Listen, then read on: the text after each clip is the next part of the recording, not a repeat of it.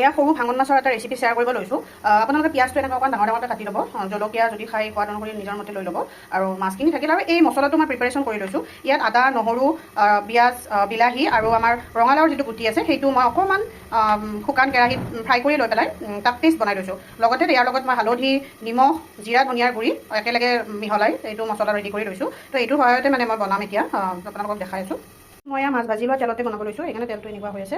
ইয়াতে তেল গৰম হোৱাৰ পিছত অকণমান কালজিৰা দি দিব, আৰু মই যিখিনি পিঁয়াজ লৈছোঁ এই পিঁয়াজখিনি এনেকৈ খুলি ল'ব, পাহি এটা এনেকৈ খুলি ল'লে এটা এটা হৈ গ'লে মানে খাবলৈও ভাল লাগিব।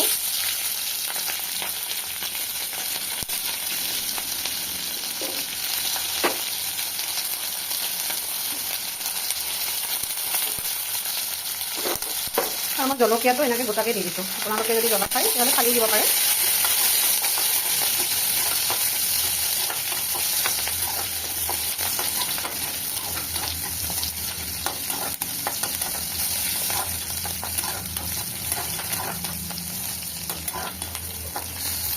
পিঁয়াজখিনি অকণমান ফ্ৰাই হ'ব দিব লাগিব।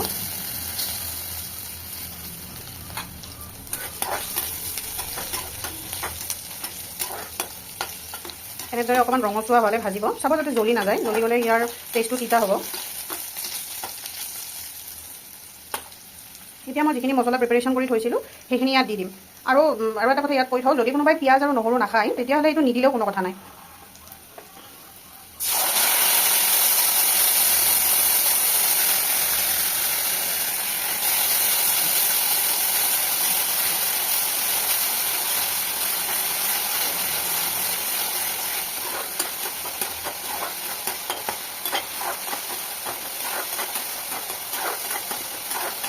অকণমান ফিছ মছলা দি দিছোঁ, সেইটো অপশ্যনেল হয়, যদি আপোনালোকৰ ওচৰত নাই তেতিয়াহ'লে নিদিলেও কোনো কথা নাই।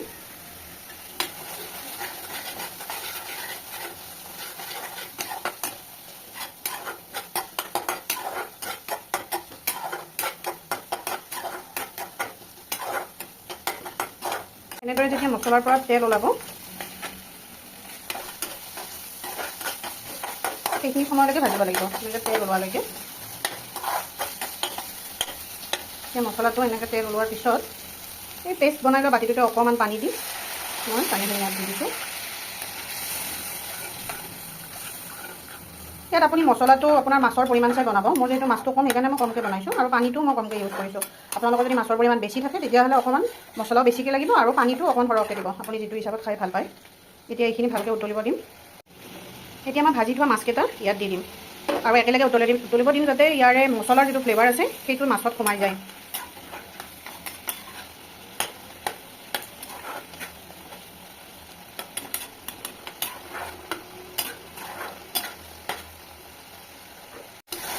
পানীখিনি এনেকৈ অকণমান কমি যোৱাৰ পিছত মই ইয়াৰ গেছটো অফ কৰি দিম। মই যিহেতু অকণমান ড্ৰাইকৈ খাম সেইকাৰণে এনেকৈ ৰাখিছোঁ, আপোনালোকে যদি অকণমান পানী দিব বিচাৰে অকণমান পানীও ৰাখিব পাৰে, কোনো অসুবিধা নাই।